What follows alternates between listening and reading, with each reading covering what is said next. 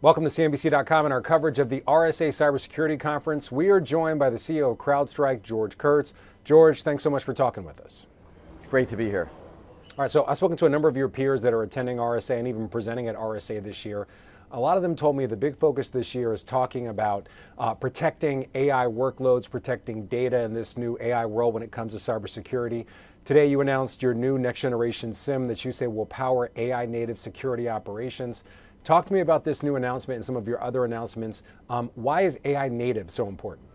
Well, AI native is important, and it's something that we've been doing since I started the company in 2011. And when we think about where we are today and the security problems and how complex it is, security is a data problem, right? And in order to solve these security challenges, you need a massive amount of data, and to comb through that data at the speed that's necessary to combat these adversaries, you have to have AI. So we are redefining the next-gen SIEM market space, similar to what we've done in the endpoint market.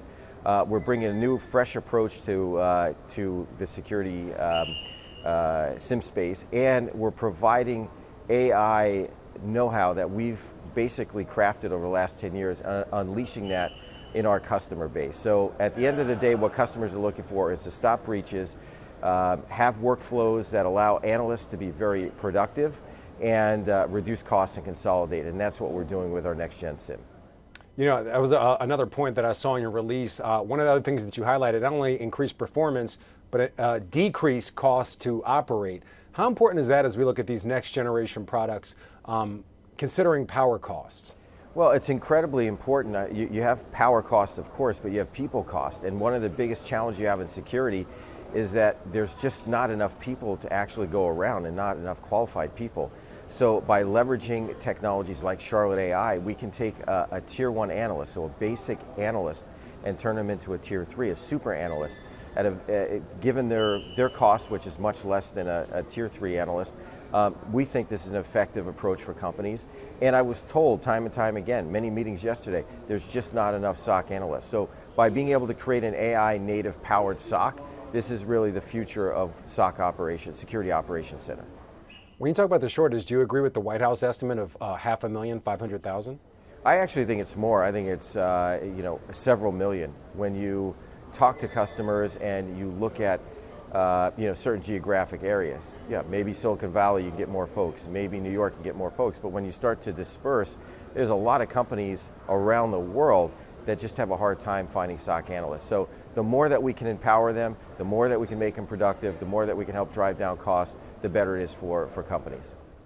All right, so speaking of that shortage and also just the broader threat landscape, CISA will be there at RSA to announce the Secure by Design pledge. Are you planning to sign it? And do you think this initiative, which is completely voluntary by you and your peers if you do sign it, do you think it will make a real difference when it comes to security? Well, to start with, we do plan to sign it, and we've been working with Jen for a long time. I think her and her team are doing a fantastic job.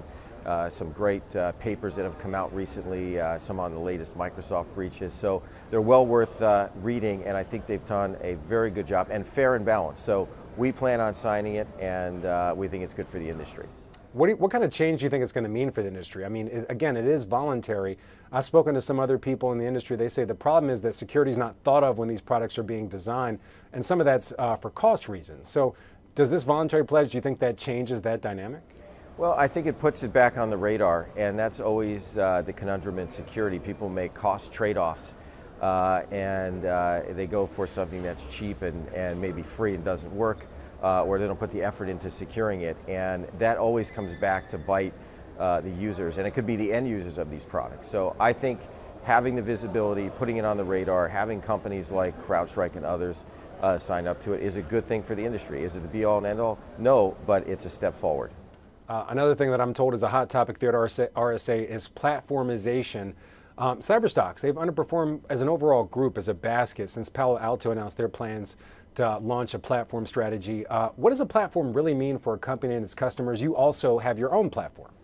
We do, and platformization is kind of a made-up word to me. When we think about a true platform, essentially what it is, and something that we focused on, is you think about being that Salesforce of security, right? A platform that was born in the cloud like CrowdStrike, that can collect data one time in one spot with one console, one agent, and one platform, and not a hodgepodge of point products that are put together.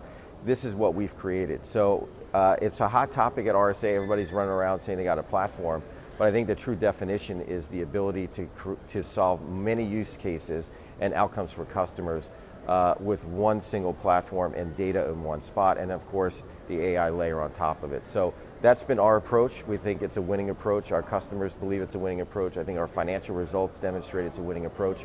And look, it's a big industry. You know, there's lots of players that are out there, and there's lots of problems to be solved. So we're excited to be a big part of the ecosystem.